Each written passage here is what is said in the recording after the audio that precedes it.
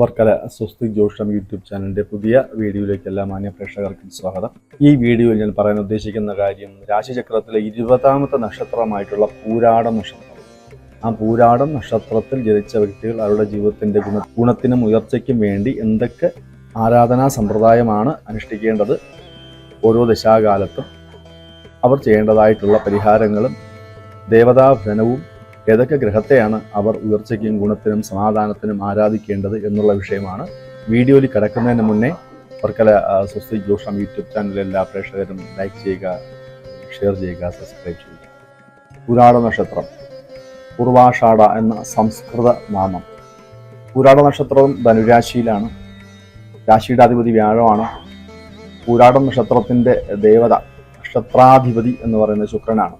അതുകൊണ്ട് തന്നെ ഈ നക്ഷത്രത്തിന് പൊതുവെ വ്യാഴത്തിൻ്റെയും ശുക്രൻ്റെയും ഗുണങ്ങൾ കാണാം. വ്യാഴത്തിൻ്റെയും ശുക്രൻ്റെയും ഗുണങ്ങൾ അനുഭവിക്കുന്നവരാണ് പൂരാടം നക്ഷത്രത്തിൽ ജനിച്ച വ്യക്തികൾ. അത് എന്തൊക്കെയാണെന്ന് വെച്ചാൽ, അതെന്താണെന്ന് വെച്ചാൽ ഒരു അധ്യാപകനെ പോലെ, അതുപോലെ ഒരു ആചാര്യനെ പോലെ ഇവർ ജീവിതത്തിൽ മറ്റുള്ളവരോട് പെരുമാറും. പൂരാടം നക്ഷത്രത്തിൻ്റെ നക്ഷത്രാധിപതി ശുക്രനായതുകൊണ്ട് തന്നെ ശുക്രന് പറഞ്ഞിട്ടുള്ളതായിട്ടുള്ള കൗതുക വസ്തുക്കളുടെയും ആഡംബര വസ്തുക്കളുടെയും സമ്പാദ്യം, ശൃംഗാര തൽപരത, കലാപരമായ കാര്യങ്ങളിൽ താല്പര്യം, ഇതൊക്കെ പൊതുവെ ഉള്ളവരാണിവർ. അതുപോലെ വ്യാഴത്തിൻ്റെ രാശിയിലാണ് ഇവർ ജനിച്ചത്, ധനുരാശിയിലാണ് ഇവർ ജനിച്ചത്. അങ്ങനെ ഉള്ളത് കൊണ്ട് തന്നെ മാന്യമായ സ്ഥാനം എല്ലാ സ്ഥലത്തും ലഭിക്കും. അതുപോലെ നല്ല വാക്ക്, സദ്ഗുണങ്ങൾ, വ്യയം, നല്ല കാര്യത്തിന് വ്യയം. വ്യാഴം ധനകാരകനാണ്. അതുകൊണ്ട് നല്ല കാര്യത്തിന് ചെലവഴിക്കേണ്ട ഒരു മനസ്ഥിതി ഒക്കെ ഉള്ളവർ, അതുപോലെ നല്ല നല്ല അറിവുകൾ ഉള്ളവരും ആ അറിവുകൾ മറ്റുള്ളവർക്ക് പറഞ്ഞു കൊടുക്കുന്നവരും, ഒരാചാര്യനെ പോലെ മറ്റുള്ളവർക്ക് അറിവ് പറഞ്ഞു കൊടുക്കുന്നവരുമായിരിക്കും പൂരാട നക്ഷത്രത്തിൽ ജനിച്ച വ്യക്തികൾ പൊതുവെ. പുഷ്പം, ഫലം, സുഗന്ധദ്രവ്യങ്ങൾ ഇതൊക്കെ കൈകാര്യം ചെയ്യാൻ താല്പര്യമുള്ളവരും അതിൽ ശോഭിക്കുന്നവരുമായിരിക്കും. ശുക്രൻ്റെയും വ്യാഴത്തിൻ്റെയും സ്വാധീനം ഉള്ളത് കൊണ്ട് തന്നെ സ്ത്രീകളിൽ നിന്ന് ഒരുപാട് ഗുണം ലഭിക്കും. സ്ത്രീകളിൽ നിന്ന്, വാഹനങ്ങളിൽ നിന്ന്, ആഡംബര കാര്യങ്ങളിൽ നിന്ന് ഒക്കെ തന്നെ ഒരുപാട് ഗുണമുണ്ടാകുകയും അതുമായി ബന്ധപ്പെട്ടുള്ള കാര്യങ്ങളിൽ ഇടപെട്ട് കഴിഞ്ഞാൽ ലാഭം ലഭിക്കുന്നവരുമായിരിക്കും പൂരാട നക്ഷത്രത്തിൽ ജനിച്ച വ്യക്തികൾ. കലാപ്രദർശനം, അതിൽ കലാപരമായ കഴിവുകൾ ഉള്ളവരും അത് പ്രദർശിപ്പിക്കുന്നവരും അതിൽ ശോഭിക്കുന്നവരുമായിരിക്കും ഇവർ. പൊതുവേ സൗമ്യശീലരാണ് എന്നുണ്ടെങ്കിലും ദേഷ്യം വന്നു കഴിഞ്ഞാൽ വീണ്ടും വിചാരമില്ലാതെ പ്രവർത്തിക്കും. ദയ, സമസൃഷ്ടി, സ്നേഹം, വാത്സല്യം എന്നീ ഗുണങ്ങൾ മുന്നിട്ട് നിൽക്കും. അന്യരെ സഹായിക്കും.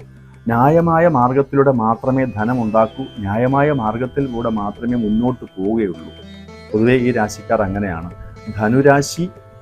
ധനുരാശി ജനിച്ചത് കൊണ്ട് തന്നെ എന്തിലും മുന്നിൽ നിൽക്കുകയും ഏത് കാര്യത്തിലും പതറാതെ മുന്നോട്ട് പോവുകയും ചെയ്യുന്ന വ്യക്തികളായിരിക്കും ഇവർ. ധനുരാശി ജനിച്ചത് കൊണ്ട് തന്നെ ധനുരാശിയുടെ സിമ്പൽ തന്നെ ധനുസ്സാണ്. ധനുസേന്ത്യ, ഒരു ധനുസായിട്ട് കൂട്ടാം ആ പേര് പോലെ, ധനുസ്. അവർ ഒരു യോദ്ധാവിനെ പോലെ ജീവിതത്തിൽ മുന്നോട്ട് പോവുകയും പോരാടുകയും തനിക്ക് വേണ്ടതായ കാര്യങ്ങൾ കരസ്ഥമാക്കുകയും പ്രതിബന്ധങ്ങളെ മറികടക്കുകയും ശത്രുതാഭാവത്തിൽ പെരുമാറുന്ന വ്യക്തികളെ അവർക്ക് യോജിച്ച രീതിയിൽ അവരോട് എതിരിടുകയോ അല്ലെങ്കിൽ ശത്രുതാഭാവത്തിൽ പെരുമാറുന്നവരെ ഇല്ലാതാക്കി മുന്നോട്ട് പോകുന്നവരുമായിരിക്കും പൂരാട നക്ഷത്രത്തിൽ ജനിച്ച വ്യക്തികൾ. വളരെ വലിയ അഭിമാനബോധമുള്ളവരായിരിക്കും. ഏത് കാര്യത്തിലും മുന്നിൽ നിൽക്കാനും എല്ലാവരുടെ കൂടെ പെരുമാറാനും നല്ല സ്ഥാനം ലഭിക്കണമെന്ന് താല്പര്യമുള്ളവരും എല്ലാവരും നിയന്ത്രിച്ച് നല്ല വഴിയിൽ നയിക്കുന്നവരുമായിരിക്കും ഈ പൂരാട നക്ഷത്രത്തിൽ ജനിച്ച വ്യക്തികൾ. അതുപോലെ ഇവർ പൊതുവെ ആരോഗ്യ കാര്യത്തിൽ വളരെ ശ്രദ്ധ കൊടുക്കുന്നവരല്ല. അതിൻ്റെതായ ബുദ്ധിമുട്ടുകളും എല്ലാ കാലവും അനുഭവിക്കുന്നവരായിരിക്കും. പൂരാട നക്ഷത്രക്കാരെ സംബന്ധിച്ച് അന്യരെ വിശ്വസിച്ച് ചെയ്യുന്ന കാര്യങ്ങൾ വളരെ ശ്രദ്ധിക്കണം. തനിച്ച് ചെയ്യുന്ന കാര്യങ്ങളാണ് അധികവും നല്ലത്. മറ്റുള്ളവരുമായി ചേർന്ന് ചെയ്യുന്നതോ അന്യരെ വിശ്വസിച്ച് ചെയ്യുന്നതുമായ കാര്യങ്ങളിൽ ചതി ഉണ്ടാകാം, നഷ്ടമുണ്ടാകാം. അന്യരുടെ സഹകരണത്തിലൂടെയും സഹായത്തിലൂടെയും മുന്നോട്ട് പോകാം എന്നുള്ള ധാരണയിൽ ഒരു കാര്യവും ചെയ്യരുത്. തൻ്റെ കഴിവിലും തൻ്റെ യോഗ്യതയിലും വിശ്വസിച്ചായിരിക്കണം എല്ലാ കാര്യത്തിലും ഇടപെടേണ്ടത്. അന്യരെ വിശ്വസിച്ചാൽ പൂർണ്ണമായ ഗുണം ലഭിക്കില്ല എന്ന് മാത്രമല്ല, കഷ്ടനഷ്ടങ്ങൾ ഉണ്ടാവേണ്ട സാധ്യതകളും കാണുന്നുണ്ട്. അന്യരുടെ അഭിപ്രായങ്ങൾ കേൾക്കാം. അന്യരുടെ അഭിപ്രായങ്ങൾ കേൾക്കുന്നവരാണ്. കേട്ടിട്ട് അതിൻ്റെ നല്ല വശം മാത്രം ഉൾക്കൊള്ളുന്നവരായിരിക്കും. പൊതുവെ ഇവർ നല്ല ശുഭാപ്തി വിശ്വാസമുള്ളവരായിരിക്കും. ഏത് കാര്യത്തിന് ഇറങ്ങുമ്പോഴും നല്ലതായി വരണമെന്ന മാനസിക ചിന്തയിൽ മുന്നോട്ട് പോകുന്നവരും ആ ശുഭാപ്തി വിശ്വാസത്തിൻ്റെ ആ പോസിറ്റീവായിട്ടുള്ള ഗുണം അവരിൽ എപ്പോഴും കാണുകയും ചെയ്യും. പുരാടം നക്ഷത്രത്തിൽ ജനിച്ച വ്യക്തികൾ ശുക്രന്റെ ദിശയിലാണ് ജനിക്കുന്നത്. ശുക്രൻ 20 വർഷമാണ്.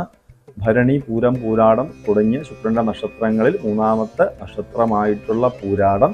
ആ പൂരാടം നക്ഷത്രക്കാർ ജനിക്കുന്നത് ശുക്രന്റെ ദിശയിലാണ്. ശുക്രന്റെ ദിശ അവർക്ക് 20 വർഷം ലഭിക്കണമെന്നില്ല. അർദ്ധാംശം വെച്ച് കൂട്ടിക്കഴിഞ്ഞാൽ പരമാവധി ഒരു 8-10 വയസ്സ് വരെ ശുക്രന്റെ ദശയാണ്. ശുക്രദശ പൊതുവെ അവർക്ക് അനുകൂലമാണ്.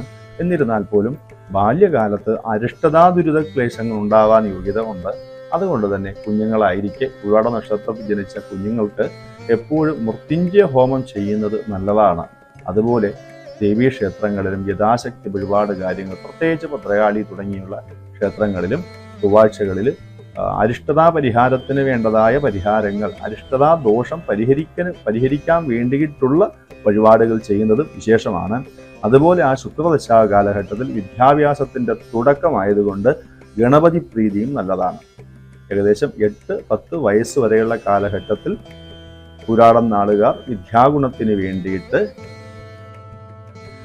ഗണപതിയെ ആരാധിക്കുക. വെള്ളിയാഴ്ചകളിൽ ഗണപതിയെ ആരാധിക്കുക. അത് വിദ്യാഗുണവും നൽകും.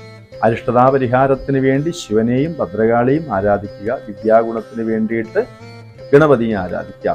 10 വയസ്സിന് മേലുള്ള 16 വയസ്സ് വരെ ആദിത്യന്റെ ദശയാണ് ഇവർ അനുഭവിക്കുന്നത്. ആദിത്യൻ പുരാടം നക്ഷത്രക്കാരെ സംബന്ധിച്ച് അനുകൂലമാണ്. കൂറുകാർക്ക്, ധനുക്കൂറുകാരുടെ 9ാം ഭാവാധിപതിയാണ്, ഭാഗ്യാധിപതിയാണ്. ആ സമയത്ത് വിദ്യാഗുണം പൂർണ്ണമായിട്ടുണ്ടാകും, ഗുണമുണ്ടാകും. നല്ല ബുദ്ധി, നല്ല പ്രജ്ഞാഗുണം, നല്ല വിശേഷമായ കാര്യങ്ങളിൽ ഇടപെട്ട് അതൊരു ഗുണമുണ്ടാകുക, ഇതൊക്കെ ഉണ്ടാകുന്ന ഒരു കാലഘട്ടമാണ്. എന്നിരുന്നാൽ പോലും ആ കാലഘട്ടത്തിൽ ഇവർ ദക്ഷിണാമൂർത്തി സങ്കല്പത്തിലുള്ള ശിവനെ ആരാധിക്കുക, ദക്ഷിണാമൂർത്തിയുടെ മന്ത്രങ്ങൾ സ്ഥിരം ജപിക്കുക. ഇതൊക്കെ നല്ല ബുദ്ധിക്കും നല്ല വിദ്യയ്ക്കുമൊക്കെ കൂടുതൽ ഉന്മേഷം നൽകുകയും അതിൻ്റെ ഗുണങ്ങൾ നമുക്ക് പൂർണ്ണമായിട്ട് അനുഭവത്തിൽ വരികയും ചെയ്യും. ശിവൻ തന്നെയാണ് ദക്ഷിണാമൂർത്തി എന്ന് പറയുന്നത്. ശിവനെ തന്നെ ആരാധിക്കുക. അതും ദക്ഷിണാമൂർത്തിയുടെ മന്ത്രങ്ങൾ ജപിക്കുന്നതും ക്ഷേത്രങ്ങളിൽ ദക്ഷിണാമൂർത്തി പൂജ ചെയ്യുന്നതും ഇവർക്ക് വിദ്യാഗുണം നൽകുന്നതിനും നല്ല ഒരു സ്വഭാവ രൂപീകരണത്തിനും ഗുണം ചെയ്യും. 16 വയസ്സിന് ശേഷമുള്ള 10 വർഷത്തോളം അവർ അനുഭവിക്കുന്ന ചന്ദ്രദശയാണ്. കൂറ് പ്രകാരം ധനുക്കൂറിൻ്റെ അഷ്ടമാധിപതിയാണ് ചന്ദ്രൻ. ആ സമയത്ത് അവർക്ക് മനസ്സിന് ചഞ്ചലതയുണ്ടാകാം. പൂർണ്ണമായ ഗുണങ്ങൾ കിട്ടുന്നതിന് അവനവൻ്റെ തന്നെ ചിന്തകൾ ദോഷമായിട്ട് വരാം. അവനവൻ തന്നെ അവനവൻ്റെ ഗുണങ്ങൾക്ക് ചിന്തിച്ച് പുതിയ മാനങ്ങൾ കൽപ്പിച്ച് പോരായ്മകളിൽ ചെന്ന് ചാടാം. പൂർണ്ണമായിട്ടും ഗുണമായിരിക്കണമെന്നില്ല. അതുകൊണ്ട് തന്നെ ഭഗവതി സേവ സ്ഥിരമായിട്ട് ക്ഷേത്രങ്ങളിൽ ചെയ്യുക. അവർ തിങ്കളാഴ്ച ദിവസം അല്ലെങ്കിൽ വെള്ളിയാഴ്ച ദിവസം മാസം തോറുമോ ആഴ്ച തോറുമോ പക്കനാൾ തോറുമോ അല്ലാത്ത പക്ഷം പൗർണമി ദിവസമോ ഭഗവതി സേവ, ദേവീ പൂജ, ഭഗവതി സേവ സ്ഥിരമായിട്ട് ഇവർ 10 ആണ്ടോളം 16 വയസ്സിന് മുകളിലുള്ള 26 വയസ്സ് വരെയുള്ള കാലഘട്ടത്തിൽ ചെയ്യുന്നത് അവർക്ക് മനസ്സിൻ്റെ ചഞ്ചലത മാറുന്നതിനും നൂതനമായ സംരംഭങ്ങളുടെ വിജയത്തിനും ഉന്നത വിദ്യയുടെ ഗുണത്തിനും കർമ്മരംഗത്തെ ഗുണത്തിനും സാമ്പത്തികമായ അഭിവൃദ്ധിക്കും നല്ലതാണ് പുരാട നക്ഷത്രക്കാർക്ക്. ഈ പറഞ്ഞിരിക്കുന്ന 26 വയസ്സിന് മുകളിലുള്ള 33 വയസ്സോളമുള്ള കാലഘട്ടത്തിൽ അവർ അനുഭവിക്കുന്ന ചൊവ്വാദശയാണ്. ധനുക്കൂറുകാർക്ക് ചൊവ്വ അനുകൂലമാണ്, ഗുണമാണ്. സുബ്രഹ്മണ്യനെ ആരാധിക്കുന്നത് ഏറ്റവും ഉത്തമമാണ്. സുബ്രഹ്മണ്യ പ്രീതി കൊണ്ടാണ് ആ 7 ആണ്ടോളം 26 വയസ്സിന് ശേഷമുള്ള 33 വയസ്സ് വരെയുള്ള കാലഘട്ടത്തിൽ ജീവിതത്തിൽ പ്രധാനപ്പെട്ട ഒരു സമയമാണ്. വിവാഹം, സന്താനാദി കാര്യങ്ങൾ, കർമ്മത്തിൻ്റെ സ്ഥിരമായ ഗുണം, ഇതൊക്കെ ലഭിക്കേണ്ടത് ഈ കാലഘട്ടത്തിലാണ്. സുബ്രഹ്മണ്യ പ്രീതി വരുത്തുക. ചൊവ്വാഴ്ച ദിവസങ്ങളിൽ സുബ്രഹ്മണ്യൻ അർച്ചനയും വഴിപാടും ചെയ്യുക. ഈ പറഞ്ഞ കാലഘട്ടത്തിൽ ധനുക്കൂറുകാർ പളനി, തിരുച്ചെന്തൂർ തുടങ്ങിയിട്ടുള്ള മുരുകനുമായി ബന്ധപ്പെട്ടുള്ള മഹാക്ഷേത്രങ്ങളുടെ ദർശനം സ്ഥിരമായി ചെയ്യുക, വർഷാവർഷം ചെയ്യുക. അതവർക്ക് ഗുണം നൽകുന്നതാണ്. 33 വയസ്സിന് ശേഷമുള്ള 18 വർഷം, ഏകദേശം 51 വയസ്സ് വരെ അവർ രാഹുദശ ആണ് അനുഭവിക്കുന്നത്. പൂർണ്ണമായിട്ടും ഗുണമല്ല. ജീവിതത്തിലെ പ്രധാനപ്പെട്ട കാര്യങ്ങളൊക്കെ വരുന്നത് ആ കാലഘട്ടത്തിലാണ്. ഏറ്റവും പ്രധാനപ്പെട്ട ഗുണങ്ങൾക്ക് ചെറിയ തടസ്സത്തോടു കൂടി മാത്രമേ പൂർണ്ണമായിട്ട് അനുഭവത്തിൽ വരത്തുള്ളൂ. രാഹു ജാതകത്തിൽ അനുകൂലനാണെങ്കിൽ ഗുണഫലങ്ങൾ ഏറിയിരിക്കുകയും പ്രതികൂലമാണെങ്കിൽ വളരെ വലിയ ബുദ്ധിമുട്ടുകൾ വരാൻ സാധ്യതയും ഉള്ളതാണ്. അതുകൊണ്ട് തന്നെ ആ കാലഘട്ടത്തിൽ സർപ്പപ്രീതി വേണം. ആയില്യ ദിവസങ്ങളിലും സ്വന്തം നക്ഷത്ര ദിവസങ്ങളിലും സർപ്പക്ഷേത്രങ്ങളിൽ പോവുക, സർപ്പ ആരാധന നടത്തുക, അഭിഷേകാദി കാര്യങ്ങളും അർച്ചനയും നടത്തി സർപ്പപൂജ ചെയ്യുന്നതും അതിനോടൊപ്പം ദേവിയെ ആരാധിക്കുന്നതും പ്രത്യേകിച്ച് കാളിയെ ആരാധിക്കുന്നതും രാഹുദശയിൽ ഒരുപാട് ഗുണങ്ങൾ നൽകാൻ ഉത്തമമായിട്ടുള്ള പരിഹാരമാണ്. 51 വയസ്സിന് ശേഷം അവർ അനുഭവിക്കുന്ന വ്യാഴദശയാണ്. വ്യാഴം അനുകൂലമാണ്. പ്രായത്തിൻ്റെ ആധിക്യം കൊണ്ടുള്ള ശാരീരിക വൈഷമ്യങ്ങൾ വരാൻ സാധ്യത ഉണ്ട് എന്ന് വെച്ചാൽ മറ്റ് ബുദ്ധിമുട്ടുകൾ വരാൻ സാധ്യത കുറവാണ്. ആ കാലഘട്ടത്തിൽ മഹാവിഷ്ണുവിനെ ധന്വന്തരി മന്ത്രാർച്ചന നടത്തി പൂജ നടത്തി ആരാധിക്കുന്നത് ഗുണം നൽകും. അതേപോലെ അതിനുശേഷം ഏകദേശം 60-67 വയസ്സിന് ശേഷം അവർക്ക് ശനിയുടെ ദശയാണ്. ശനി ദശാകാലത്തിൽ ശിവനെയും ശാസ്താവിനെയും ആരാധിക്കുന്നത് ശരീര സൗഖ്യതയ്ക്കും മനസ്സൗഖ്യതയ്ക്കും ഗുണം നൽകുന്നതാണ്. ഇതവരുടെ ദശാകാലത്ത് ചെയ്യേണ്ട പരിഹാരങ്ങളാണ്. എല്ലാ കാലവും പൂരാടം നക്ഷത്രത്തിൽ ജനിച്ച വ്യക്തികൾ ആരാധിക്കേണ്ട ഗ്രഹങ്ങൾ ഏതൊക്കെയാണ്, നവഗ്രഹ പ്രതിഷ്ഠയുള്ള ക്ഷേത്രങ്ങളിൽ പോയിട്ട് ഏതൊക്കെ ഗ്രഹത്തിനാണ് പ്രധാനമായിട്ടും വഴിപാടുകൾ നടത്തേണ്ടത് എന്ന് വെച്ചാൽ അവർ ചെയ്യേണ്ടത് ശുക്രനും വ്യാഴത്തിനും. നവഗ്രഹങ്ങളിൽ ശുക്രനും വ്യാഴത്തിനും വഴിപാടും അർച്ചനയും സ്ഥിരമായി ചെയ്യുക. മാസം തോറും ചെയ്യുക, ആഴ്ചതോറും ചെയ്യുക. ഇത് എല്ലാ കാലവും അവർക്ക് ഗുണം നൽകുന്ന ഒരു കാര്യമാണ്. അതുപോലെ 9ാം ഭാവ ചന്ദ്രാൽ 9ാം ഭാവാധിപതിയായിട്ടുള്ള ചിങ്ങക്കൂറിൻ്റെ അധിപതിയായ ആദിത്യനെ ആരാധിക്കുന്നതും ഗുണം ചെയ്യും. ശിവന് സ്ഥിരമായിട്ട് ഭാഗ്യസൂക്താർച്ചന നടത്തുന്നതും ഗുണം ചെയ്യും. ഇങ്ങനെയുള്ള ചെറിയ കാര്യങ്ങൾ ചെയ്യുന്നത് കൊണ്ട് പൊതുവെ ജീവിതത്തിലെ ഒരുപാട് ദുരിതങ്ങൾ മാറുകയും ഗുണം അനുഭവത്തിൽ വരാനും സ്വസ്ഥത അനുഭവത്തിൽ വരാനും യോഗ്യതപ്പെട്ട കാര്യങ്ങളുമാകുന്നു. ഇനി പൂരാടം നക്ഷത്രത്തിൽ ജനിച്ച വ്യക്തികൾ അവരുടെ ജീവിതത്തിലെ ന്യായമായിട്ടുള്ള കാര്യങ്ങൾക്കും ജീവിതത്തിലെ പ്രധാനപ്പെട്ട കാര്യങ്ങൾ വർജിക്കേണ്ടതായിട്ടുള്ള നക്ഷത്ര ജാതരുണ്ട്. 3ാമത്തെയും 5ാമത്തെയും 7ാമത്തെയും നാളിൽ ജനിച്ചവർ പൂരാടം നക്ഷത്രത്തിൽ നിന്ന് അത് മുന്നാളായിട്ടുള്ള തിരുവോണം, 5ാം നാളായിട്ടുള്ള ചതയം, 7ാം നാളായിട്ടുള്ള ഉത്രട്ടാതി. തിരുവോണം, ചതയം, ഉത്രട്ടാതി തുടങ്ങിയ 3 നക്ഷത്രത്തിൽ ജനിച്ച വ്യക്തികളുമായിട്ടുള്ള സൗഹൃദം, കൂട്ടുകെട്ട്, കൊടുക്കൽ വാങ്ങൽ കാര്യങ്ങൾ ഒക്കെ ഒഴിവാക്കുക. അതേപോലെ ഈ 3 നക്ഷത്ര ദിനങ്ങളിലും തിരുവോണം, ചതയം, ഉത്രട്ടാതി തുടങ്ങിയ 3 നക്ഷത്ര ദിനങ്ങളിലും പൂരാടം നക്ഷത്രം ജനിച്ച വ്യക്തികൾ അവരുമായി ബന്ധപ്പെട്ടുള്ള മംഗളകർമ്മങ്ങൾ ഒഴിവാക്കുക. അവരുമായി ബന്ധപ്പെട്ടുള്ള നൂതന കർമ്മങ്ങൾ ഒഴിവാക്കുക.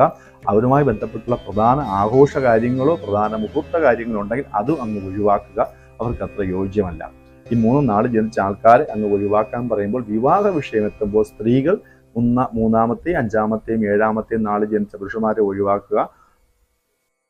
സ്ത്രീകൾ 3ാമത്തെയും 5ാമത്തെയും 7ാമത്തെയും നക്ഷത്രത്തിൽ ജനിച്ചുള്ള പുരുഷന്മാരെ വിവാഹ കാര്യത്തിന് ഒഴിവാക്കേണ്ടതാണ്. എന്നാൽ പുരുഷന്മാർക്ക് അവിടെ ജാതക വിശകലനം ചെയ്തതിന് ശേഷം മാത്രം 3ഉം 5ഉം 7ഉം നാള് അനുകൂലമാണെങ്കിൽ എടുക്കാം എന്നുള്ളതുമുണ്ട്. പൂരാടം നക്ഷത്രം ജനിച്ച വ്യക്തികളുമായിട്ടുള്ള സാമാന്യമായ കാര്യങ്ങളാണ് ഈ വീഡിയോ ഞാൻ പ്രതിപാദിച്ചത്. നിങ്ങൾക്കത് ഉപകാരപ്പെടുമെന്ന് കരുതുന്നു. ജ്യോതിഷ സംബന്ധവും ക്ഷേത്ര സംബന്ധവുമായിട്ടുള്ള ആചാര സംബന്ധവുമായിട്ടുള്ള കാര്യങ്ങൾ മനസ്സിലാക്കുന്നതിന് വേണ്ടിയിട്ട് വർക്കല സ്വസ്തി ജ്യോതിഷം യൂട്യൂബ് ചാനൽ നിങ്ങൾ സബ്സ്ക്രൈബ് ചെയ്യുക, ലൈക്ക് ചെയ്യുക, ഷെയർ ചെയ്യുക. നമസ്കാരം.